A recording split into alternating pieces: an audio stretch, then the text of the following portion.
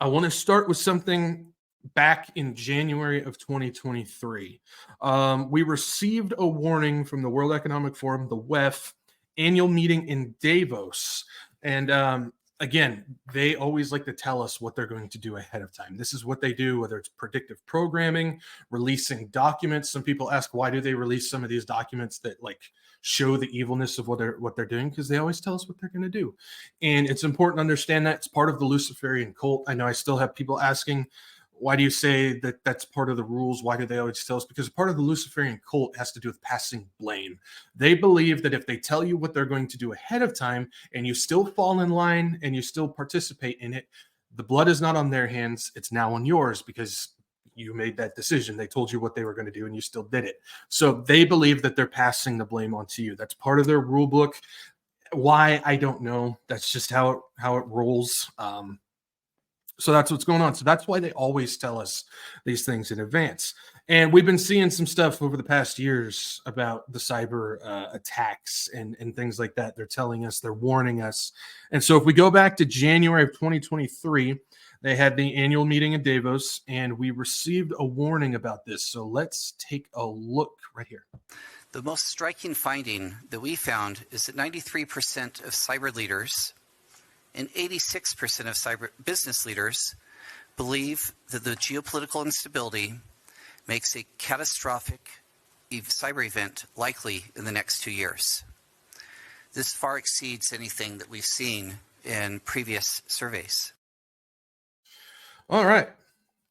So basically they're telling us this was, again, January of this year, 2023. They said in the next 2 years, most likely there's going to be this unprecedented, huge attack, cyber attack. And so who this is we're getting a warning from a guy by the name of Jeremy Jurgens. That's who was talking about. He is the that's the guy who was talking. He is the managing director and the head of the Forum's Center for the Fourth Industrial Revolution. So if we take a look here straight from the WEF website, they've got his profile here. Jeremy Jurgens is managing director and head of the Forum's the Center for the Fourth Industrial Revolution. He is responsible for the member and partner companies essential to the mission of the Forum as the international organization for public-private cooperation. So corporativism, and that's basically what he's looking for here. And if you go through, it says his responsibilities include the oversight of all industry initiatives, innovation, and technology pioneer communities, the Forum's office in China, India, and Japan, as well as the Center for Cybersecurity. He has served in various functions since 1999, including Chief Information Officer, Chief Representative China, the head of the annual meeting in Davos, and the architect of the Forum's strategic intelligence platform. So this dude has got credentials when it comes to global elites. This is just what he does, and you'll see the connection with China. It's important to understand before we even get any further. China and Russia are in on this. There's still this idea that the West and the WEF are going at it with China and Russia. They're not. They are in on this. The WEF funds Chinese programs. Klaus Schwab has come out in public support of Xi Jinping. The WEF has been a part of Putin and his cabinet as well. Putin is a young global leader. You look at some of this stuff. Who is one of the people that helps put on the Center for Fourth Industrial Revolution? That would be Russia. These people don't get caught up in this escapade, the theatrics, the masquerade of, well, the U.S. and the WEF, they're going to war against China and Russia. They're all a part of the same group. If you guys haven't seen it, I got my 3-part series on my channel, Tearing Down the Curtain. Make sure you go watch that. It proves how all throughout history, the connection of China and Russia to this stuff. So before we even get any further, we got to understand that these people are all on the same team. It's global theater. And so, and you can see the WEF is always caught up in China. They even have their summer Davos that takes place in China. So we've got to remember that, and we've got to remember they always tell us what they're going to do ahead of time. And as we can see here from the WEF, that we've got a clear warning. They're working on something cyber. That's what they do. Now, he goes on to say, Jeremy Jurgens, he goes on to say, I don't have video of it, so you just get to listen to my beautiful voice. He goes on to say, due to geopolitical instability, a catastrophic cyber event is likely to happen in the next 2 years or by 2025. So first off, geopolitical instability is almost always pre-planned, coordinated, orchestrated, and purposely done. I know that's going to come as a shock to some people, and I know there's going to be some people going out there, you're just a conspiracy theorist lunatic. I'm not. I've looked into this stuff. You look at the Bolshevik Revolution, that was planned. World War I, that was planned. We actually just talked about some of that on my End Times New Age series.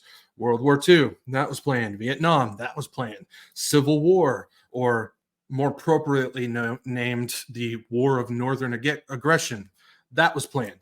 The Middle East conflicts like Afghanistan and Iraq and all that stuff, all of that stuff was planned. Ukraine was planned, et cetera, et cetera. All these things are pre-planned and orchestrated to get something else done.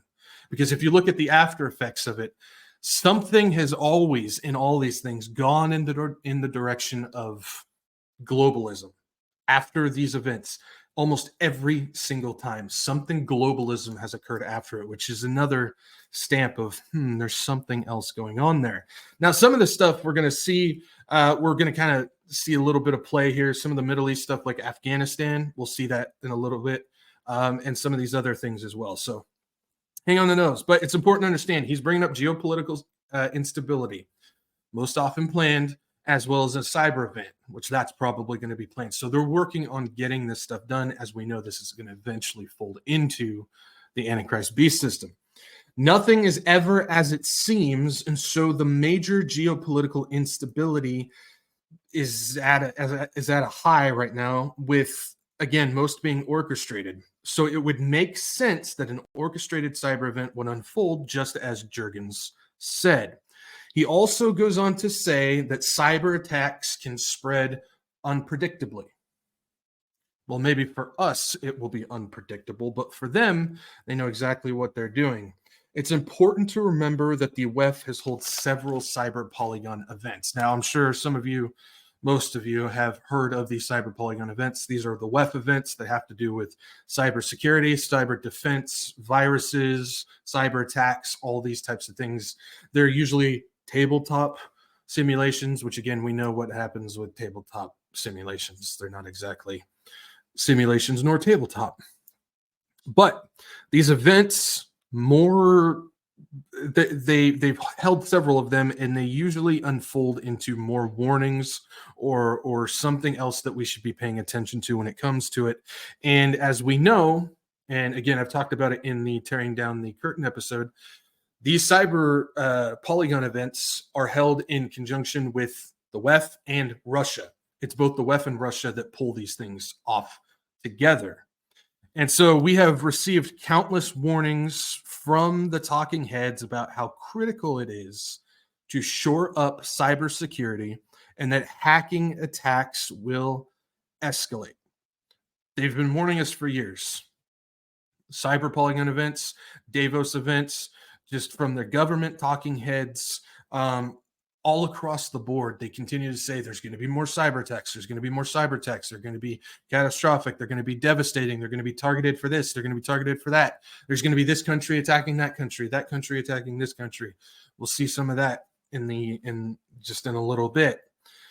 But if we go back to Cyber Polygon 2021, they released a video that you'll see some similarities between what happened in 2020 and what's most likely going to happen here in the future.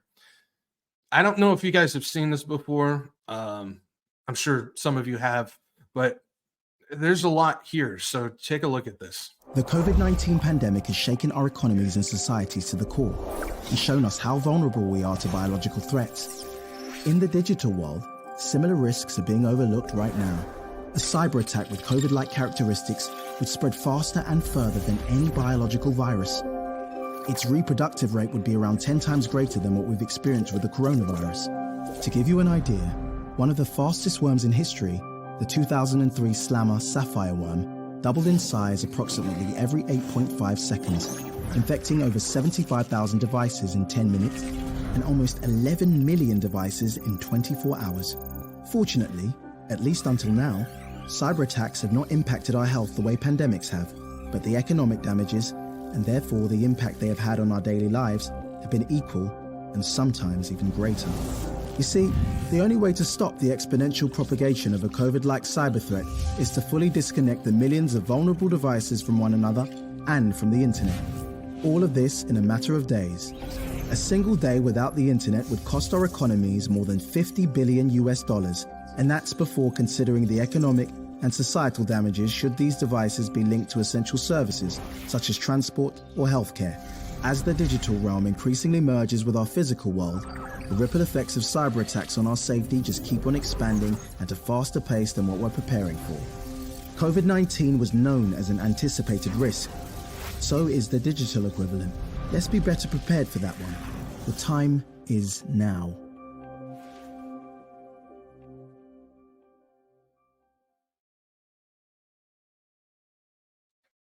They're telling us. They are telling us what's coming. And they're combining what happened in 2020, which was, in his words, an anticipated risk, and comparing it to a cyber attack that will be just like that, even bigger, as an anticipated risk. These things, they don't just put them out just for funsies. They put them out because they're telling us in advance. They've been warning us up until that point, and then they continued to warn us after that. Remember, that video came out at Cyber Polygon 2021. This was 1 year after the 2020 stuff. And back in Cyber Polygon 2020, Klaus Schwab warned of a coming cyber pandemic that would be far worse than the current global crisis, which at the time was the 2020 pandemic. He was telling us what they're working on. He said the COVID crisis would be seen in this respect as a small disturbance in comparison to a major cyber attack. That is a quote from Cyber Polygon 2020 by Klaus Schwab, Uncle Klaus. He said that. I'll say it again. The COVID crisis would be seen in this respect as a small disturbance in comparison to a major cyber attack. They plan on this thing being that much bigger. Jurgens was also quoted saying at the same 2020 Cyber Polygon, he said, and I quote, "I believe that there will be another crisis. It will be more significant. We need to actually start preparing that or preparing for that now." He then went on to say, "I would anticipate that when we do see this next crisis, it will be faster than what we've seen with COVID. The exponential growth rate will be much steeper, the impact much greater, and as a result, the economic and social implications will be even more significant." This thing is planning on being much, much bigger than what we saw in the year of 2020. Okay, so we've got a warning here. We heard from the Davos meeting 2023 that took place in January. They're warning us what's going on.